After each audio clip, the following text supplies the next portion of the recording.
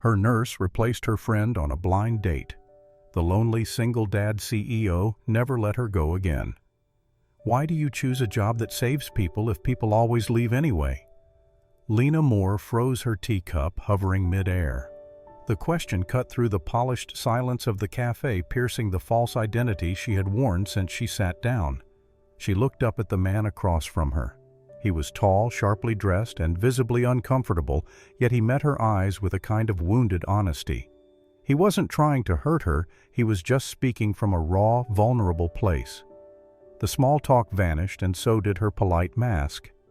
"That's a rather heavy question for someone you just met," she said, attempting to sound casual.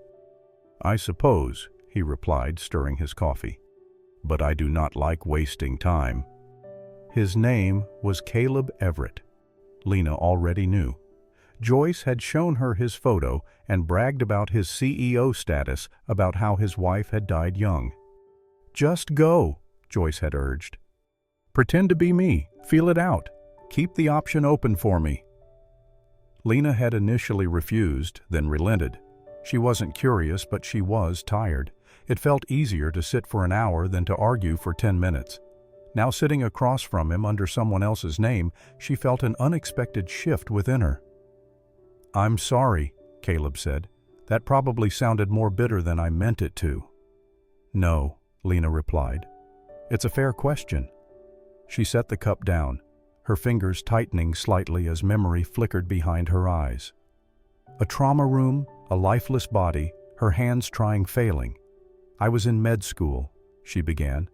"I wanted to be a doctor, but my younger brother died during a trauma case. I was the intern. I tried to save him, but I couldn't." He said nothing, but he didn't look away, which surprised her. After that, she continued. "I couldn't go back. Not to med school, not to who I was." She looked up, and he was still listening intently. "I became a nurse instead," she explained. "It's quieter work with less illusion of control." Caleb leaned back slightly, a faint shadow crossing his face. "My wife died 3 years ago from a brain aneurysm. One minute she was making coffee, the next she was gone." Lena inhaled softly, sharing his pain. "Everyone thinks I need to start over," he continued. "So here I am on a blind date I didn't want with someone I never planned to meet." Lena allowed a breath of dry laughter. "Glad we're both here against our will." A small smile tugged at the corner of his mouth. "I'm sorry about your brother," he said. "That's a terrible thing to carry." She blinked, expecting awkwardness or polite disinterest, but instead found a surprising stillness and genuine care in his gaze. "I didn't mean to hijack your night with sad stories," she said. "Neither did I," he replied, "but at least it's honest."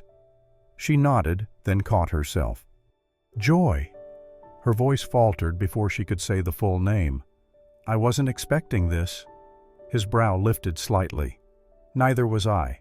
My mother set this up. She thinks I need saving, but I think I need truth more than saving." He looked at her, then truly looked, and the air between them changed. It wasn't romantic or intense, just real. The waiter returned with the check, but neither of them moved. Caleb spoke first. "I was going to walk around Central Park a bit, clear my head." She hesitated. "Is that an invitation?" He smiled. "Only if you need some air too." Lena surprised herself by saying yes. As they walked into the crisp autumn air side by side, something quiet settled between them. It wasn't tension or attraction, but a calm understanding. Neither knew it yet, but something had already begun. It wasn't loud or grand, but deep, something worth staying for. Sometimes it's in the most unexpected meetings, the ones we never intended to matter, where something small but soul-shifting truly begins. If you've ever believed that broken hearts cannot find their way back to warmth, you may want to stay with this story a little longer. Go ahead, tap the hype button. This is only the beginning.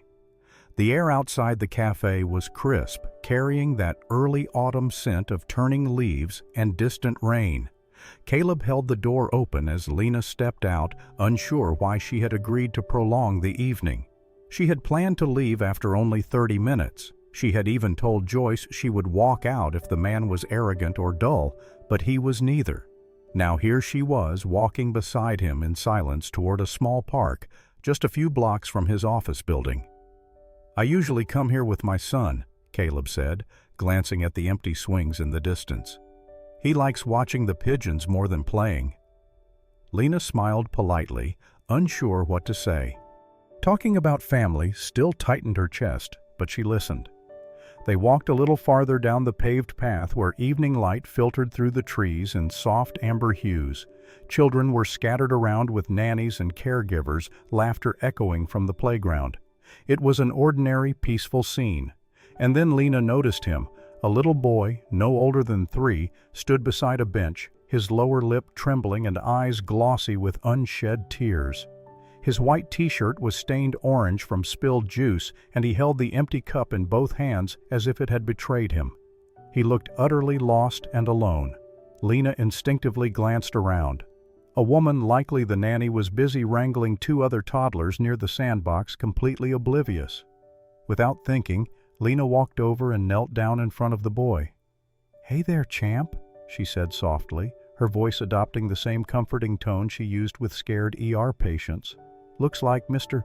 Orange Juice didn't play nice today, huh?" The boy sniffled, nodding solemnly. Lena reached into her purse and pulled out a soft, worn handkerchief. It was pale blue with a faded cartoon giraffe stitched in one corner, something her brother had once picked out for her during a hospital gift shop visit. She had carried it ever since. "Looks like Mr. Giraffe is on duty today," she whispered gently, dabbing at the juice stain. "Let's fix this mess, shall we?" The boy watched her work mesmerized. Then, without warning, he leaned forward and wrapped his tiny arms around her neck. Lena blinked, startled, her hands freezing mid-air. Slowly she wrapped her arms around his small body, holding him in a quiet, instinctive embrace. It was effortless, natural, and achingly familiar. The little boy pulled back slightly, just enough to look over her shoulder, and suddenly beamed. "Daddy." Lena turned, confusion flashing across her face just as Caleb stepped into view, eyes wide, breath caught. "Lucas," he said. The boy wriggled out of Lena's arms and ran to him, juice-stained shirt and all. Caleb knelt and scooped him up, pressing his forehead to the boy's as if grounding himself. Then he looked back at Lena. "She didn't see me spill," Lucas explained between hiccuping breaths. "She helped me." Caleb stared at Lena, his voice quiet with something heavier than mere surprise. "He hasn't hugged anyone since his mom passed." Lena rose slowly, her heart pounding. I'm sorry. I didn't know he was your son." "Do not apologize," Caleb said, shaking his head slowly. "Thank you for making him smile." Lucas reached for the handkerchief still in Lena's hand. She crouched to give it to him. "Can I keep Mr. Giraffe?" he asked, wide-eyed. Lena laughed softly, gently, almost tearfully. "Of course you can." Caleb looked at the 2 of them, his son clinging to a woman he had just met, and the woman kneeling as if she had known the child her whole life. There was a softness in her eyes that felt like something long forgotten. After a few more minutes of quiet conversation, Lucas, now happily distracted by a squirrel and holding his new giraffe cloth like a treasure, the nanny came over, flustered and apologetic. As she gathered Lucas and began walking away, Lena stood beside Caleb again. "I should go," she said, brushing her hair behind one ear. "It's getting late." He didn't ask her to stay, but he looked at her like he wanted to. She turned to leave, her heart strangely full and heavy at the same time. Later that evening, as Lucas settled into his car seat, the nanny glanced at him through the rearview mirror. "You were very brave today," she said. Lucas nodded, then, almost dreamily, whispered, "Daddy smiled today. He never does when we go out."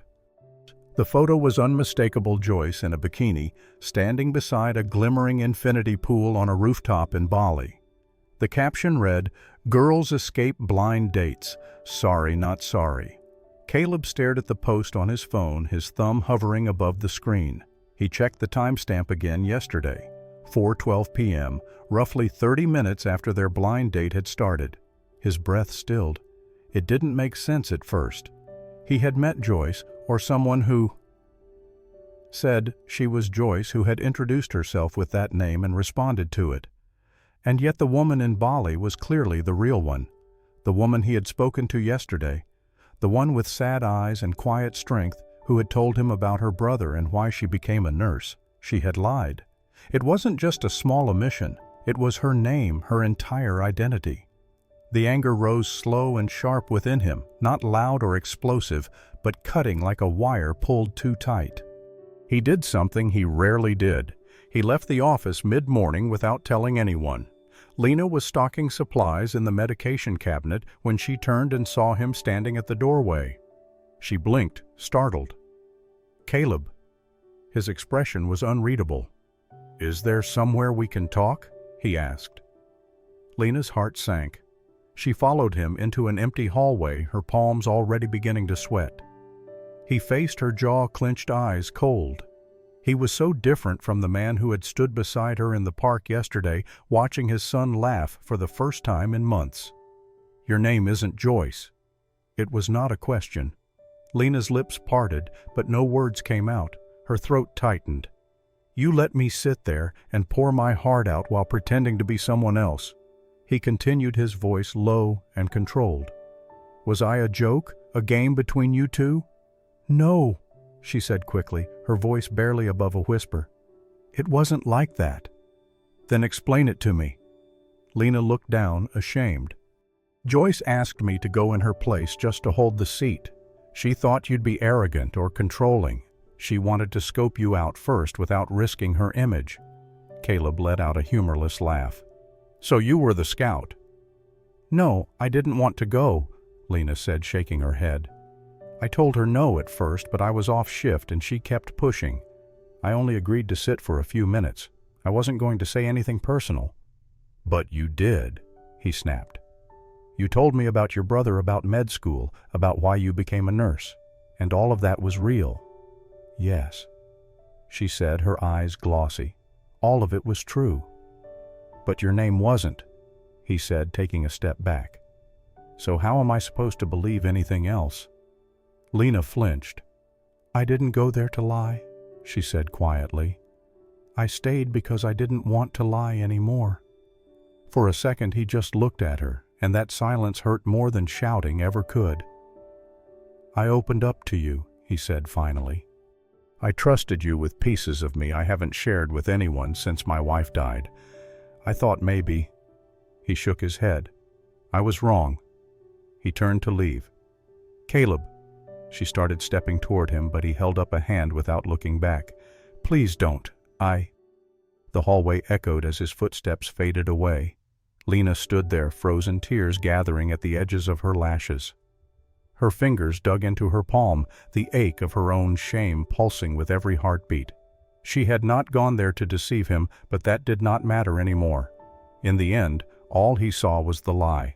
And it hurt more than she expected, because somewhere between Coffee Mr. Giraffe and Lucas's little arms around her neck, she had begun to hope. Now it was all unraveling. The slam of the door still echoed in Lena's mind long after Caleb disappeared. She tried to breathe, to focus, to remind herself that she had no right to expect anything more. She had lied even if it wasn't meant to hurt. But it did. The rest of the shift crawled by in a blur from patient to patient, chart to chart, smile to smile. She had learned how to function through pain, but today she felt hollow, like she had lost something she had only just begun to believe she could have. Then came the code call: incoming trauma, pediatric head injury, male 3 years old, playground fall, ETA 5 minutes. Her heart skipped, then slammed hard in her chest. She told herself it wasn't him. It couldn't be. But when the gurney rolled in, she knew instantly. The blood on his forehead, the juice-stained shirt, the damp curls, the small body shaking, too scared to cry. It was Lucas. For a moment, Lena couldn't breathe. Her knees weakened, her hands turned to ice. It was too familiar. Years ago, it had been her brother, a different gurney, a different hospital, but the same panic, the same helplessness. That time she had not saved him. But now Lena moved. Training took over. Her voice steadied. "Vitals?" she called. A nurse answered. "Stable but fast heart rate." Lucas whimpered as someone tried to clean the blood from his head. Lena stepped in, her voice soft. "Hey, baby. You remember me?" Lucas's eyes fluttered open. He didn't speak, just stared. She gently dabbed the wound with a cloth. "It's okay, baby. We'll tell Mr. Giraffe you're safe. I'm right here." He blinked again. Then his tiny hand reached for hers. Lucas was sent in to prep for stitches. Lena's shift had technically ended, but she didn't leave. She paced the hallway outside the procedure room, arms crossed, head down. In her mind, she was no longer at work. She was back there on that cold tile floor, whispering her brother's name, watching life leave his body before help ever came. She whispered to no one, or maybe to him, "Please just let him be okay. Let me get it right this time. I wasn't enough before. Don't let me fail again." Her voice cracked. Her fingers trembled. This was no longer just grief. It was penance. She didn't hear the footsteps until they stopped nearby. She looked up. Caleb stood there, drenched eyes wide with panic. "Where is he?" he asked. She pointed. "In there, just a cut. They're stitching him now." He exhaled, half relief, half dread. Then his gaze found hers. "You're here." Lena nodded, barely holding back tears. "I was on shift," she said. "I didn't know it was him, but when I saw him I couldn't walk away." Caleb said nothing for a moment, but in that silence he saw her fully. Not the woman who had lied, not the stranger who sat across from him with a false name, but the one standing here now, broken, still standing, still choosing to stay. "You stayed," he murmured, "even when you didn't have to." Her voice broke. "I couldn't leave him scared. I couldn't lose another child." A nurse appeared a few minutes later. "Mr. Everett, he's awake." Caleb rushed in. Lena followed, unsure if she should, but unable to stay away. Lucas lay under a blanket, his cheeks pink, a white bandage covering his head. "Daddy," he whispered, smiling. Caleb took his hand. Then Lucas looked over and reached out his other arm. Lena approached slowly. "You came," he said. She knelt. "Of course I did." And with quiet certainty, Lucas wrapped his arms around her neck. "You're my safe lady." Lena held him close, and this time, when the tears came, she let them fall. Because in that moment, the past did not win. Guilt did not win. Love did. And for the first time in years, Lena began to believe she could be healed too.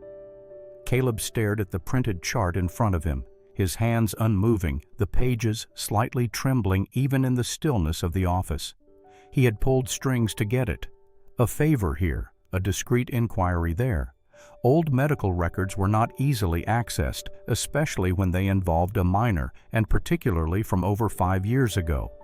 But Caleb Everett was a man who got what he wanted when he needed it, and right now what he needed was the truth. The patient's name, Ethan Moore, 10 years old. Time of death, 4:13 a.m. Cause blunt force trauma from a car accident. Treatment notes mentioned multiple fractures and internal bleeding with a noted delay in surgical prep due to conflicting assessments from the attending physician. But what truly caught Caleb's eye, what sent a chill down his spine, was the name scribbled in rushed handwriting in the margin of the trauma response log. Initiated compressions, applied trauma protocols remained until resuscitation terminated. His eyes scanned the rest of the document, slowly taking in the details. The boy had coded 3 times. There had been confusion about intubation timing. The attending physician on call had insisted on a CT scan before clearance to surgery, wasting over 20 minutes. Lena had been the only one who had acted immediately. Even as an intern, she had done everything she could. Caleb leaned back in his chair, the file resting in his lap now. His thoughts were heavy, swirling. So that was the night she had lost him. And she had been there, not watching from the sidelines, but on the floor, hands shaking, trying to bring her own brother back to life. She had told him the story in fragments, but she had never said it was her shift, that it was her brother. She had watched him slip away while others hesitated, and she had carried that guilt alone ever since. A soft knock on his office door made him look up. Lucas was there holding a crayon drawing in one hand and a juice box in the other. "Daddy, I drew a lion. He is brave." Caleb opened his arms, and Lucas climbed into his lap. "I like lions," the boy said. "They don't get scared." Caleb smoothed his son's hair gently. "Even lions get scared sometimes," he said, "but they keep trying anyway." Lucas nodded solemnly, clearly believing that to be true. Caleb looked at the drawing again. Crude lines, uneven shapes, but something fierce in the way the little lion stood tall, just like Lena. All this time Caleb had thought she had run from her past. But now he saw it. She had not run. She had stayed. She had fought. And when no one saved her from the crushing weight of that night, she chose to carry it alone. His voice was barely a whisper as he said the words aloud, more to himself than to Lucas. "You tried to save him while no one tried to save you from the guilt." He closed the file gently and set it aside. The truth was no longer tangled. It was painfully clear. Lena Moore had not lied to protect herself. She had lied because she thought she no longer deserved anything real. And maybe, just maybe, it was time someone saved her for once. The building stood tall against the gray sky, its modern glass exterior gleaming even in the muted light. A small plaque near the entrance read, "Hope Medical Research Center." Lena hesitated outside the door, her fingers brushing against the handle. She had no idea why Caleb had asked her to come, only a simple message on her phone. "There's something I want to show you. Will you come?" Now here she was. Inside the lobby buzzed with quiet excitement. Staff in lab coats, donors in tailored suits, and name tags clipped to expensive jackets filled the space. A small reception table displayed brochures, a guest list, and champagne. Then she saw him. Caleb stood near the far wall, deep in conversation with two board members. When his eyes met hers, he paused mid-sentence, excused himself politely, and walked straight to her. "You came," he said softly. Lena nodded. "I wasn't sure I should." "I was." He gestured for her to follow him down a quiet corridor, away from the gala bustle. They walked in silence until he stopped before a door plain, unassuming, but new. A temporary nameplate hung beside it, blank. "This room," he said, "was supposed to be named after my late wife." Lena's heart tightened. She looked down. "You don't have to explain. I understand." He shook his head. "No, you don't. Not yet." He opened the door. Inside was a spacious, sunlit laboratory, empty for now, waiting for life. Desks, whiteboards, and research equipment lined the walls.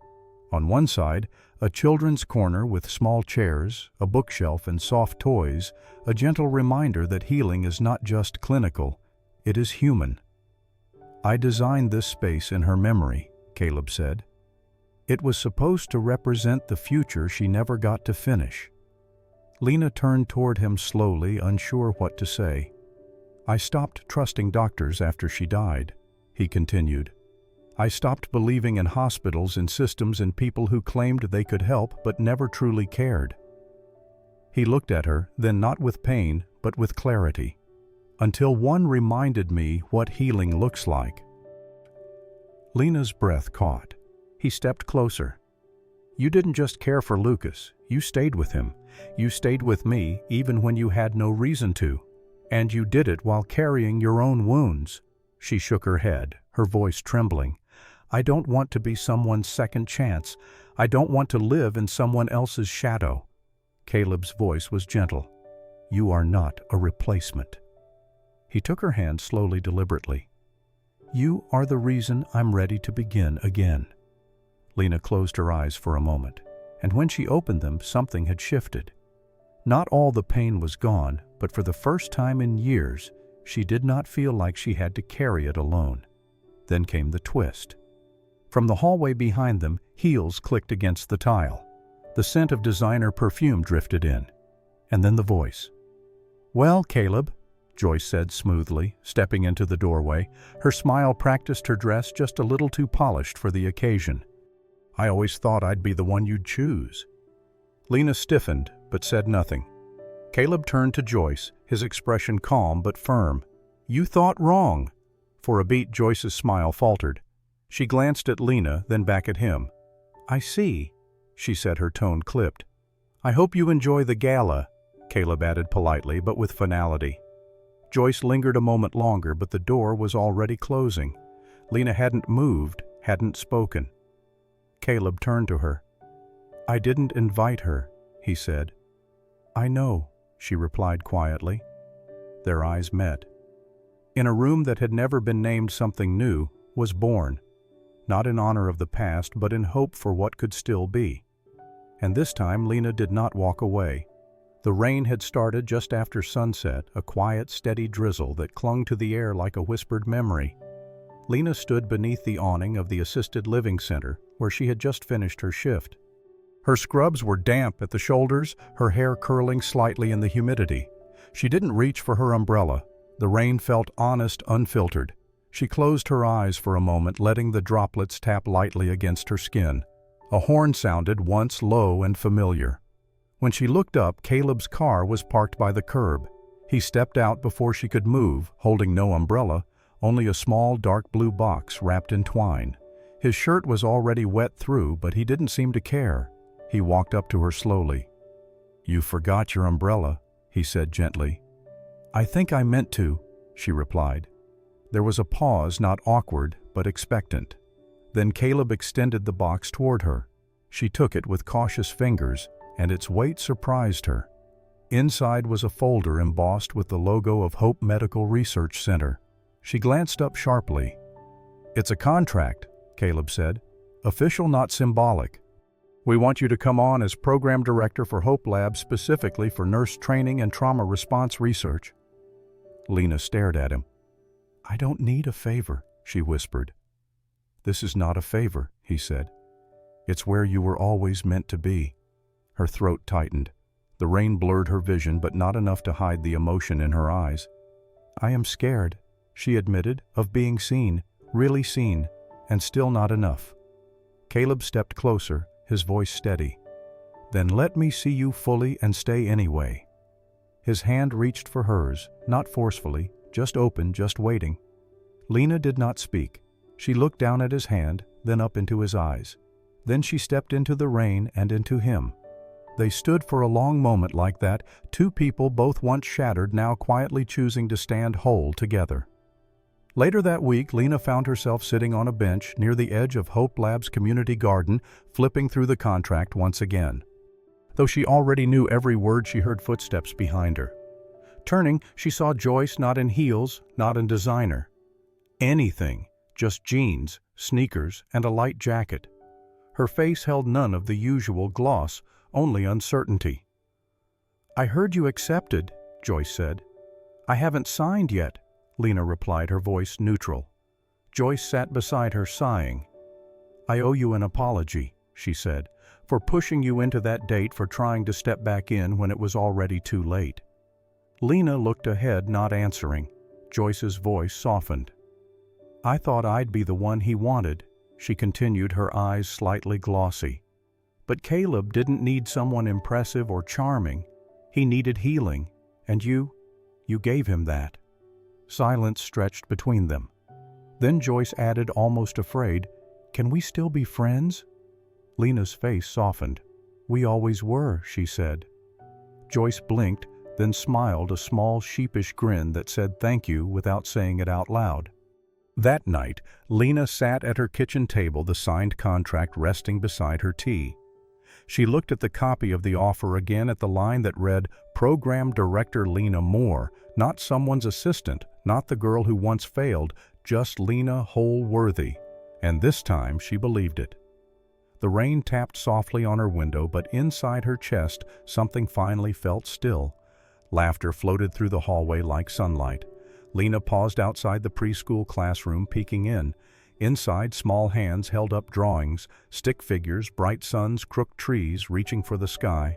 In the corner, Lucas sat at a tiny table, tongue out in focus, adding bold red lines to his picture.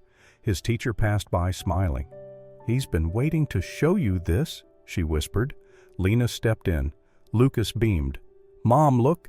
He held up his drawing, 3 stick figures under a rainbow, 1 tall, 1 medium, and 1 small with outstretched arms. Above them, he'd written, "Daddy, me, and Mommy." Lena knelt beside him. "Is that me?" Lucas nodded proudly. "That's our family." Tears burned behind her eyes, but she smiled through them. "It's perfect." It had been 1 year since Caleb handed her that box in the rain. Since then, Hope Lab had become more than a research center. Under Lena's quiet leadership, it grew into a refuge for nurses who left the field, for doctors on the edge of burnout, for trainees who believed they were not enough. She had helped redefine what healing looked like, not just medicine, but grace humanity. Each time she walked its halls, she remembered the girl in the ER hallway whispering to her brother's ghost. And each day now, she walked forward anyway. The wedding was small by the lake behind Hope Lab, just close friends, family, and the rustling of leaves. No aisle, no altar, just an open circle of chairs beneath the trees. Caleb waited by the water in a simple gray suit, his eyes calm but searching. When Lena stepped forward in her ivory dress, uncomplicated, soft, not at all like what she used to picture as a little girl, Caleb's smile was like light after a long gray winter. Lucas, in a tiny vest and bow tie, walked toward them with a velvet ring box clutched tightly in both hands. He paused between them, looked up, and said, "I asked Mommy in heaven. She said it's okay to love again." The world went still. Caleb dropped to one knee. His hands trembled as he opened the box. "I can't promise perfection," he said, "but I promise to keep choosing you every day, even when it's hard." Lena reached for his hands. Her voice shook. "Then you'll never be alone in that choice." They exchanged rings. No other words were needed. Lucas clapped first, grinning wide. Everyone joined in. Later, the 3 of them stood outside Hope Lab, Caleb's arm around Lena, her hand on Lucas's shoulder, the little boy hugging Mr. Giraffe close to his chest. A photographer clicked one last photo just as sunlight poured through the clouds behind them, lighting the stone wall above the entrance. Carved into it were the words Lena had insisted on: "Everyone deserves a second chance, not just to heal others, but to be healed." Lena looked up at the building, then down at the little boy who had made her believe she was still worthy of love. Lucas reached for her hand. "Mommy, can we go home now?" She smiled and squeezed his fingers gently. "Yes, baby, let's go home." And they did. 3 imperfect souls stitched together not by chance but by choice. A family with no rule book, but a family all the same. Some stories live on pages. Others live in hearts brave enough to break and brave enough to heal. Lena, Caleb, and little Lucas didn't meet by chance. They chose love over fear, truth over pride, and healing over silence. Because family isn't always blood. Sometimes it's the people who stay. If this story touched your soul, please subscribe and hit the hype button to support soul-stirring stories, where every tale reminds you you're never too broken to be loved and never too lost to be found. See you in the next story.